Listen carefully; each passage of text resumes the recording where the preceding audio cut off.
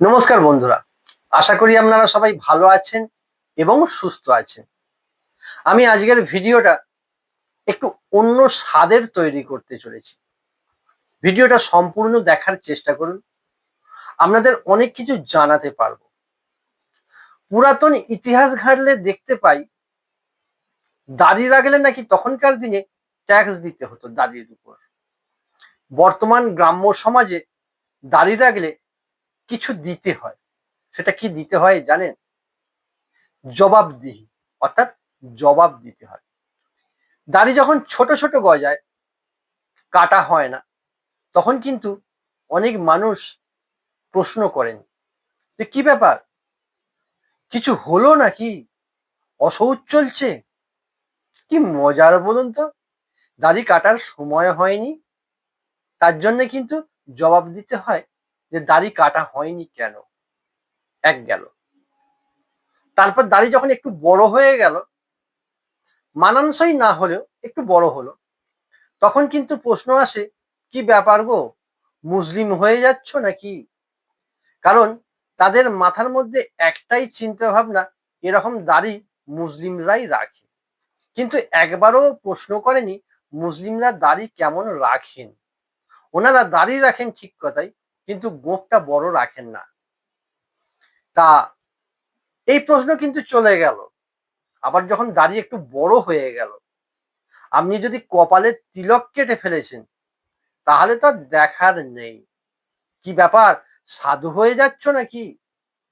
কত মজার বলুন তো। আপনি যদি দাড়ি রাখেন, আপনার শখ গেছে দাড়ি রাখতে, আপনি যদি দাড়ি রাখেন, তাহলে আপনাকে জবাবদিহি অবশ্যই করবে।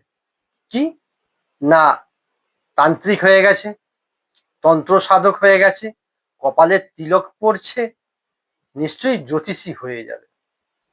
কেন জানেন? সাধুরা দাড়ি কাটেন না, তার একটা সায়েন্টিফিক ব্যাখ্যা আছে কেন কাটেন না। তারপর অনেক জ্যোতিষী নিজের রূপ বর্ণনা করার জন্য দাড়ি গোঁফ রাখেন। সেই সূত্রে যেসব গ্রাম্য মানুষরা আছেন, তারা এখনো পর্যন্ত মাথার মধ্যে একটা পোকাকে বংশ বিস্তার করে রেখে দিয়েছেন। কি, দাড়ি রাখলে, কপালে তিলক কাটলে সে নাকি সাধু হয়ে যায়, তান্ত্রিক হয়ে যায়, জ্যোতিষী হয়ে যায়। এটা কিন্তু আগে এতটা ছিল না, এখন কিন্তু আছে। কারণ কেন বলুন তো, মানুষ সোশ্যাল মিডিয়ার দৌলতে অনেক কিছু জানতে পারছে, তাই তাদের মনের মধ্যে এই উদ্ভট উদ্ভট প্রশ্নগুলি জাগবে। আর একটা কথা কি জানেন, সোশ্যাল মিডিয়ার দৌলতে আমরা অনেক কিছু জেনেছি, তন্ত্র মন্ত্র অনেক কিছু আমরা দেখতে পাই। তা একটা কথাই বলবো, কাউকে কোনো প্রশ্ন করার আগে আপনাদের জানতে হবে তিনি ছেঁড়া জামা কেন পরেছেন, তিনি ভালো জামা কেন পরেছেন, তিনি আটসাট জামা প্যান্ট কেন পরেছেন, তিনি কেন দাড়ি রেখেছেন। তার তো শখ যেতে পারে। কিন্তু আমরা মানুষরা কত বোকা দেখুন, অল্পেতে মানুষকে কেমন সুন্দর বিশ্বাস অবিশ্বাসের জায়গায় দাঁড় করিয়ে দিতে পারি। ভিডিওটা সম্পূর্ণ দেখার জন্য ধন্যবাদ। আশা করি আপনাদের এই ভিডিওটা কতটা ভালো লাগলো জানি না, তবে আমি আমার মনের ভাবটা আপনাদের সঙ্গে প্রকাশ করতে পারলাম বা শেয়ার করতে পারলাম, তাতে আমার খুব আনন্দ হলো। ভালো থাকুন, সুস্থ থাকুন।